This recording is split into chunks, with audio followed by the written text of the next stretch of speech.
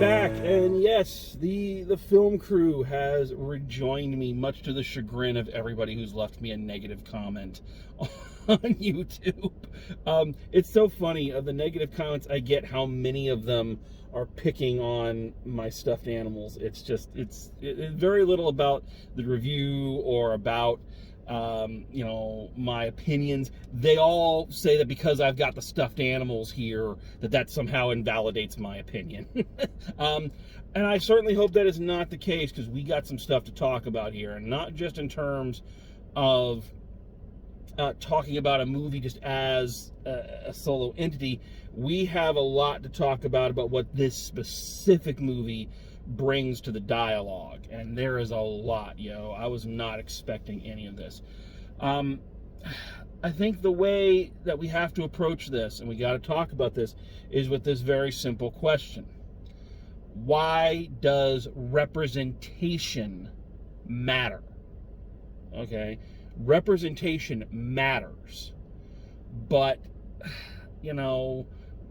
don't think we really fully understand why representation matters. And to be completely honest, until I saw this movie, I don't think I truly understood to the depths representation matters. And I know that the internet, social media platforms are just littered with dick hurt little man children who, every time there's a movie featuring a female lead or a person of a different skin color or anything, it's all, oh, they're so woke. Oh, I don't want this to be woke. Just give me my Star Wars. And it is just baffling to me, to the extent they don't fucking get it. But I have to say again, I didn't truly understand. I didn't truly get it until I watched this movie, and that is sad. I am willing to admit when I have been a sad, sad person, and this is a prime example. Representation matters, not just because it's important for people to see themselves represented in media, but it is also important because when you open up your sphere, when you open up the point of view, and stop looking through everything through this narrow little corridor that you've carved out for yourself, and you branch it out, you can get something truly magnificent, and something that has resurrected a fucking franchise because of it. A franchise that has not been relevant or good since, I'm going to be generous and say 1990. I'm one of the only people out there that actually like Predator 2. But I like Predator 2 basically because it's just so fucking balls to the wall, early 90s, late 80s crazy. I've never done cocaine, but I kind of feel like the experience of doing cocaine can be replicated simply by watching Predator 2. So I love that craziness, but am I going to say it's a great movie? No, I'm certainly not. And it feels like everything that has come out of the franchise since has been this sad, tired attempt to get back to basics and make it more like the original. And it's never fucking worked. I reviewed The Predator. Remember that piece of shit? No, I didn't think you did. And one of the things I said was that this franchise was done. It's been done for a long time, and you need to just let it die. Because and this is my theory at the time, the original Predator was lightning in a bottle. It was that time, it was that place, it was something that was a product of the era in which it was made. And for the star it was made for. Okay? And you can't recreate that. And it is, again, it's not till I really watched this movie that it dawned on me, it's not about trying to recreate that. We shouldn't be trying to recreate that. We should be trying to do something new and interesting with it. It can have the same heart, the same soul, but it can be a completely new and much more fascinating entity. And that is what we get with Prey, the prequel, latest installment in the Predator franchise. So let's talk about this and why this movie is important, and then just talk about why it's just a fucking good movie. So the gimmick this time out is that this is actually a prequel to all the Predator films, which I know right away, movie fans, sci-fi genre, the term prequel has some uncomfortable stigma attached to it. Hear me out. Go with it. The gimmick being this time that the Predator comes in 1715, I think is the date they had on it. North America, it's not even America yet, and our protagonists are a group of indigenous Choctaw natives. The main character being played by Amber Midthunder, and I hope I'm pronouncing that name right, who is a young woman of this tribe who wants to be a hunter, but every time she gets up to it, she can track, she's got medicine skills, she's very good with an axe, but every time she gets to the moment, she freezes for one reason or another. And it is into this community of Choctaw natives that the Predator comes and begins his hunt. Going through, kind of building up, starting with smaller animals and building and building and building until he's hunting down the warriors of the tribe, and leaving our main character as, she's the Arnold in this, as the last warrior standing. Prior to seeing this movie, prior to watching this movie, the argument I would have made is that the reason the other films in this franchise have failed is because they all took themselves way too seriously. They were movies that are made by people who loved the original, who grew up with the original. Maybe it's the first movie they watched with their dad. Maybe it was like me, and Predator 2 is one of the first rated R movies I kind of sneakily watched when it was on HBO nonstop. So the sequels were earnest, but they were trying too hard to be serious, and they didn't have that tongue-in-cheek humor that the original had, because it was the fucking 80s. And as good as that movie was, I don't think anybody thought they were making Shakespeare. That's what I would have said prior to seeing this movie, because this movie, the tone of it is dead fucking serious. There's no tongue-in-cheek. There's no winks to the audience. There's no... It feels so different from anything else in the franchise, because it is not at its core, and thematically, it's not just a action movie about who hunts the hunters. Aside from being a representation of indigenous culture, it's also a fascinating point of view, taking a character in the Predator that is known for the ritualistic hunt and hunts for sport and takes trophies, matched against a people whose culture is also built around hunting, but is built around hunting for the means of survival. So their positions in why they hunt being the biggest difference, and being what's at the core of the theme of the movie. I think that's fucking brilliant. It's just fucking brilliant. And a lot of care was apparently taken in making sure that the indigenous culture scene was as authentic as possible. Now, this is where we have to be careful. Or, let me shift this a little, or more specifically, this is where I have to be careful.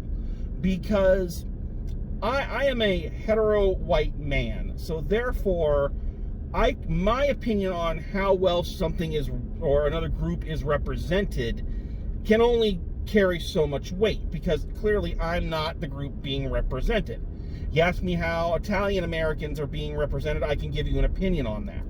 This, I really can't. I can say that from my narrow perspective, it seems like this is incredibly authentic and lovingly crafted. But I wanted to be sure, so I did something I don't normally do for drive home reviews. Is I did some quick research. Uh-oh, I ran my hand through my hair. I hope that doesn't upset anybody.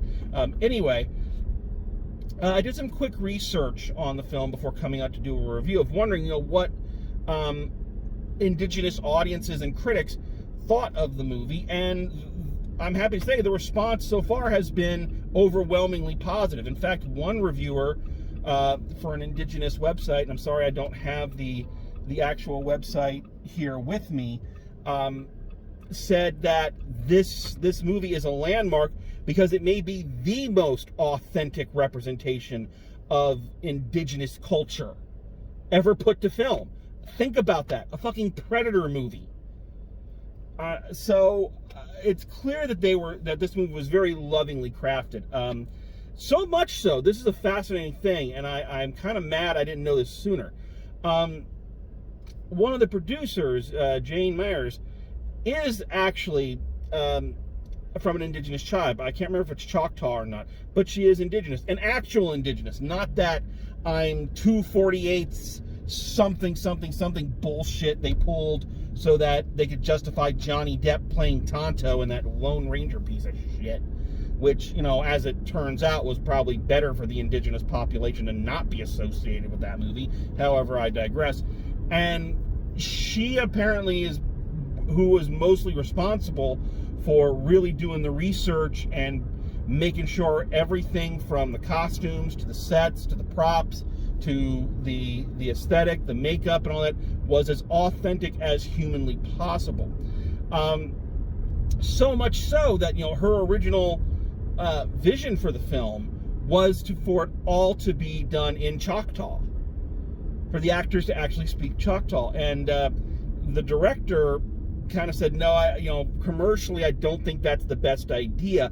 But they did a compromise, and there is a version of this film which is dubbed completely into Choctaw. And I read that and I was pissed off, because I wish I'd known that before I was halfway through the movie, because that would have been awesome. I'm really glad that exists. In retrospect, I'm glad I watched this version first, so I understood everything that was going on. But I think it's fucking phenomenal. I want to watch that now. I want to watch the version of this, and I don't even need the subtitles. I just want to watch it. And that's the other beautiful thing about this movie, is that there is very little dialogue. It is a story told almost completely through body language and facial expressions and reaction. Again, very similar to the Predator itself, which we only get, everything we know about it is through observation, because it doesn't talk. So, okay, so I've gushed all over the representation and all of that of this movie, but underneath that, along with that, I shouldn't say underneath that, accompanying that is the fact that this is just a really smart, really good movie that, again, does new things with the premise. Okay, just a couple of quick examples. Number one, for instance, I love how we learn a little bit more about the Predator and the way its mind works, or the way this specific Predator's mind works. One of my things about the Predator movies, I've always felt like, and I know they're supposed to be the villains, but it's like, the Predators are kind of dicks. You're hunting these people with, all this technology, well beyond, it's literally shooting fish in the barrel, which I know is supposed to be the point, because we do the same things to, poor defenseless animals, but we have to, because deer have to die. All right? If we don't take the deer out, they're just going to keep frolicking in the forest and nibbling the berries off of bushes. So they got to be taken out. You got to understand that. Anyway, however, I digress. But what I liked about what they did with this Predator is that it observes its prey, and then when it decides to go in for the kill, it mimics the... what I wanted to say got jammed up. When it moves in for the kill, it only uses weapons that are comparable or comparable to the weapons or abilities of the prey it's hunting. So, like, when it goes to fight, it fights a wolf. And when it does, it only uses the blade thing. When it fights a bear, it fights it barehanded. Little pun there. It's not until it starts hunting the humans, who are more advanced, that it starts using the more advanced weapons, and only weapons that are comparable to what they have. Of course, in his more advanced predator technology, but still, I also like, and I mentioned that they show the progression of his hunt. That he didn't just come here and start hunting humans. He started small. He hunts a snake, and then he hunts a wolf, and then a bear, and then finally humans. You get the feeling this may be the first predator ever to come here, because he's learning about the different types of prey that the planet has to offer.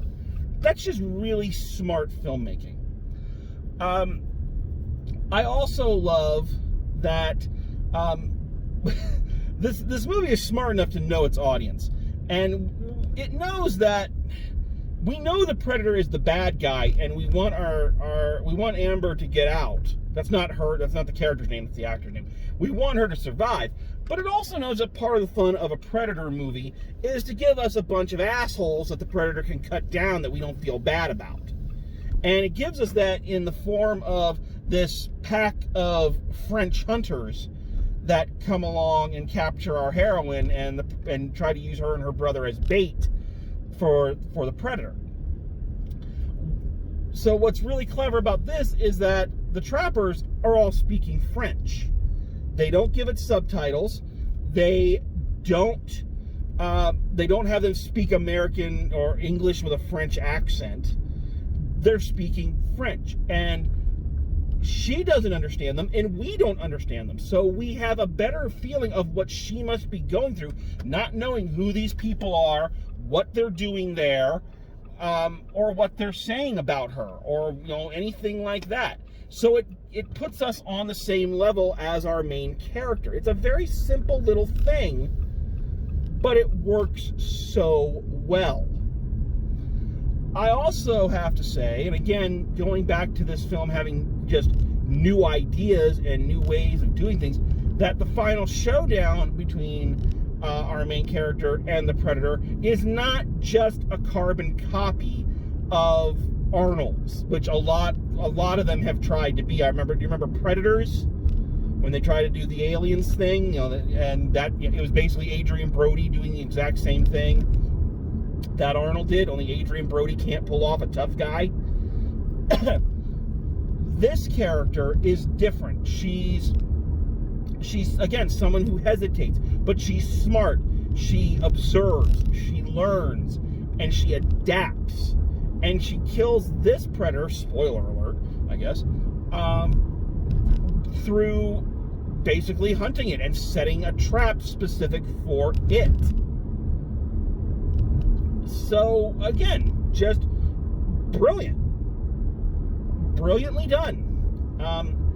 These are just some of the examples of how smart this movie is and how it just gets it. It just gets it. And I don't know, in some movies you feel like the creative team sat down with the script and went page by page and said, what's the smartest possible choice we can make here? Not the easiest, not the most pandering, what's the smartest choice we can make here? And they did that.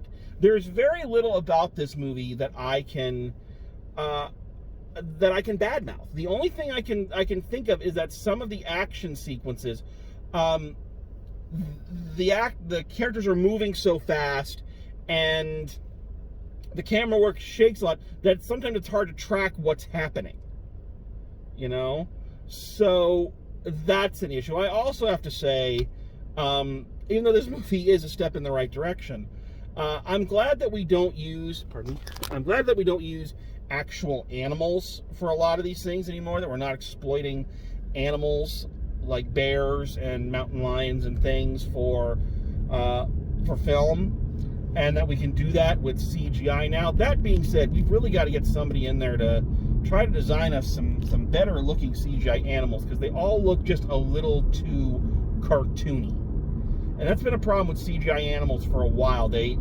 I don't know, they don't ever really look right. You know, like there's always, again, it's cartoony to me. So, but that's it. Those are literally the only things I can think of that's wrong with this movie. Other than that, it is not just a great Predator movie, and I think that's the danger we need to try to avoid. That's the danger we need to try to avoid here, folks.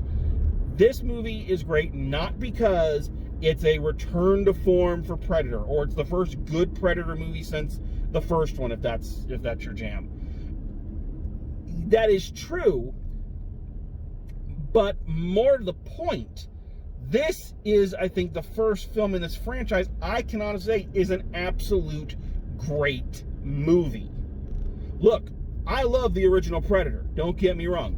It is 80s, balls to the wall, fun action bullshit. All right, it is toxic masculinity in its most entertaining form. You know, the original Predator is akin to getting all the junk food you have, a giant liter of soda, and just sitting there and just going to town, man. It feels good, and you just have a great time watching it. But let's be honest here and try to take the nostalgia factor out of it. Can you honestly look at that movie and say it's a great film? It's a great action movie, it's a great sci-fi movie, it's a great 80s movie, but a great movie? You got to be honest here and say no. And that's not a fault of it. It wasn't meant to be. It was meant to be all those things. It was made for Arnold Schwarzenegger, for God's sakes. Okay? It's an Arnold Schwarzenegger vehicle. Nobody intended it to be that. This film, I would say, actually is a great movie. It's a great movie, and it's an important movie. I would say it is the best thing this franchise has ever produced, including the original. There, I said it. I'd say it again if I had to, and I probably will. And what's both gratifying and a little worrying about this is that so far the response for this film has been largely positive. I haven't heard anybody badmouth it yet. And it seems like the fanboys, the Dick Hurt Patrol, they haven't yet latched on to the wokeness of it. They're too busy doing a victory dance, going, "Woo, the Predator's back! We finally have a good Predator movie!" But I guarantee you, the moment they see a review like this, or anyone online making an argument for this being a positive step for representation, oh my God, are the Dick Hurt comments gonna come? Don't bring politics into my Predator movie. I hate woke things. So hopefully they'll remain distracted for a little while, but I think the rest of us, the smart people in the room, we need to really make sure we don't fall into that trap. Yes, this is a great Predator movie, but that's not the reason it's great. This is not just finally being happy that this franchise finally produced something as good as the original. This is showing how new ideas, new perspectives can resurrect a fucking dead franchise. Okay? Not going to say that they're all going to be brilliant, but maybe this will inspire other people to give the reins to big money franchises to folks with different points of view. And who knows what we might get. Just like, Black Panther gave us a uniquely black perspective on the superhero genre. Now we get a predominantly indigenous view on the Predator. And what a fucking view it is. This movie is great. I loved this movie, and I am just really happy I saw it. I'm going around in circles. I've made my point. Let's wrap this up. So, final grade for Prey. It's an A+. It is an A+ for me. I didn't think it was gonna be. I was hoping for at least a B+ when I sat down to watch it, because I've been fooled by these things before, but I was not prepared. I was not prepared for what I saw, and I am so glad of it. So I strongly recommend people check out this movie. And what I really hope, what I sincerely hope, is that the success of this movie might open up the gates for other movies like this. Not just possible sequels done in the same vein, which they teased, and I'm totally there for, even though we know it's probably not going to end happily due to the Easter egg they put in there. Great Easter egg, by the way. I won't spoil it for people, but anyone who saw Predator 2 will pretty much know what it's going to be right off the bat. But so I'd be there for a sequel, but what I would really like to see come out of this is more movies about this culture. We know shockingly little, and we see shockingly little of it represented. There's got to be billions of stories out there. Billions! And I would love to see more of it. This movie gave me a window into something I'd never experienced, and I want some more. So I really hope that that happens. I really hope that that's something we get out of this film and its success. Is I want to see more like it. Not just for indigenous people, but for all cultures. So that's my 2 cents. Check this movie out. Don't miss it. Okay, I've talked a long time. Uh-oh, there's that hair again. Sorry, hope I didn't make anybody mad. I'll explain that all later. Anywho, let's wrap it up. Thank you for joining me. Heading home now. And as always, drive safe, and I will see you at the movies.